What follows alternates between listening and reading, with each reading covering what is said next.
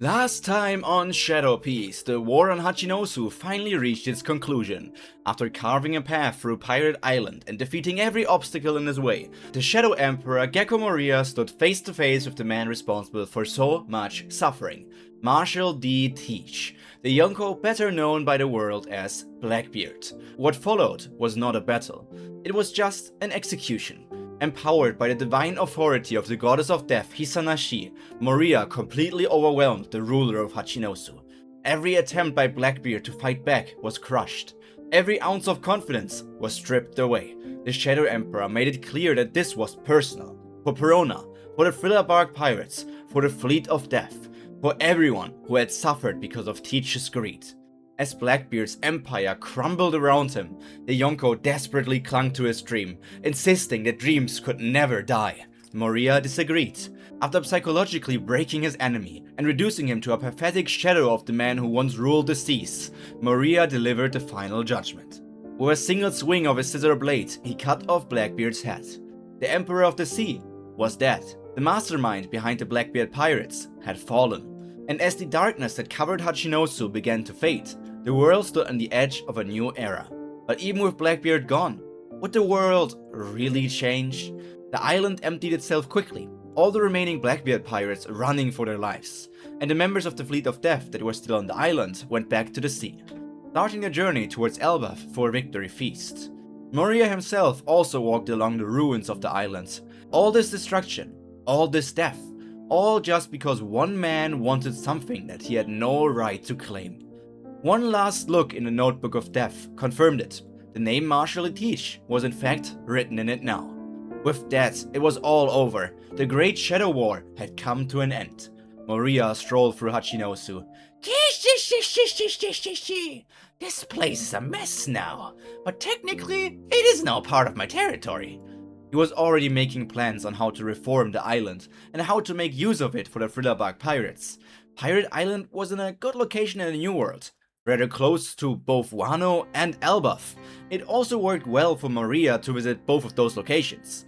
For now, his fleet would really need to take a break. However, with the injuries and even some deaths, of course none of them felt like celebrating yet. From now on, each of their steps would carry the weight of their lost allies with them. Moria continued walking. For once, nobody stood in his way. No enemy, no rival, no revenge that he still needed to get. No grand battle waiting beyond the next corner. Just silence. An unfamiliar silence. Especially after the incredibly active time ever since Law first recruited him for the battle against Doflamingo. The sound of war had disappeared from Hachinosu. No explosions, no clashing weapons, no screams. Only the wind. The Shadow Emperor looked around himself. Entire districts had been flattened, mountains of rubble had replaced buildings, huge sections of the island looked as if natural disasters had swept through them. Perhaps one actually had. Several actually. The strongest people in the world had gathered on this island. This outcome had been inevitable.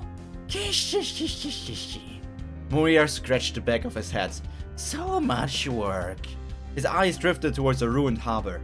Several ships were sinking, others had already sunk. Blackbeard's empire had been powerful, but in the end, empires always looked the same after they fell. Broken, abandoned, forgotten. The Shadow Emperor stepped over a massive crack running through the island, a reminder of Avalo Pizarro's power. Further away, he could still see giant patches of ice left behind by Kuzan. Another area looked completely molten and scorched from the Devil's-like pirates' clash against Sakazuki. Elsewhere, giant footprints remained where Hyrdine and Burgess had fought. The island itself had become a monument of the war. A giant graveyard documenting the strength of everyone who had participated. Moria stopped. His gaze lingered on one particular section. The Shadow Pirate remained silent for several seconds. That man did not laugh. The wind blew through the crater. Moria turned around and continued walking. A little further away, he passed another location. At Battlefield, he recognized instantly the remains of giant frozen structures, shattered mochi, swamp residue. Kuzan. The name escaped him quietly. He still wasn't sure whether the former admiral had won or lost. His observation haki could only have told him so much. Perhaps neither, but as his name had never appeared in the Notebook of Death, it was clear that he hadn't died at least. That entire fight had felt strange to Moria, even if he hadn't observed it as fully. like something bigger had happened than what was visible on the surface. Then again, that wasn't his problem anymore. The world could figure out its own mysteries in the future. For once, Maria was done solving them. He had 2 daughters waiting for him. That thought alone made him smile. A genuine smile.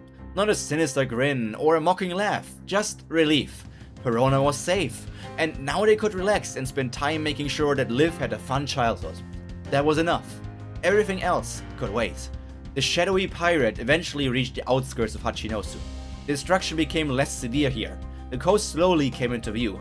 Waves crashed against the shore. The ocean reflected the afternoon sun. The war was over. Finally, Moria reached the edge of the island and stopped. Far out at the sea, floating safely away from the coastline, was a familiar silhouette, a thriller bark. The giant island ship looked almost surreal against the horizon. It was damaged, scarred, but still standing, just like its crew. Even with it having been kept a safe distance from the island, that didn't stop the Blackbeard pirates from trying to attack it, but those that chose to go for it didn't even manage to get past the outermost layer of zombies. Maria stared at it quietly. Somewhere on that ship were his friends, his family, the people who had followed him into hell itself. Some injured, some grieving, some were probably sleeping already, and a few would never return. The Shadow Emperor lowered his head, just for a moment, to honor them and to remember them. Then he looked back up. The thriller bark's massive sails swayed gently in the wind, waiting only for their captain to return home. Kishi. This time the laugh sounded warm. I'm back! With one powerful leap, Gecko Moria launched himself from the coast towards the sea, towards his ship, towards his crew, towards whatever future awaited them beyond the Shadow War. And this is the end of today's episode of Shadow Piece. I hope you enjoyed it. Yeah, here we have it. Moria going back to his ship, finally reuniting with his family. I mean, technically this war hasn't even lasted a day. That's how fast everything developed. That's how fast all of these battles were. When you're a top tier, battles can go by very, very fast. And I also hope that these episodes go by fast for you if you enjoy them. But for now, this is all from me for today. All that to be said for now is that I hope that all of you stay happy, stay healthy, and most importantly, stay cultured. Pyro out. Bye!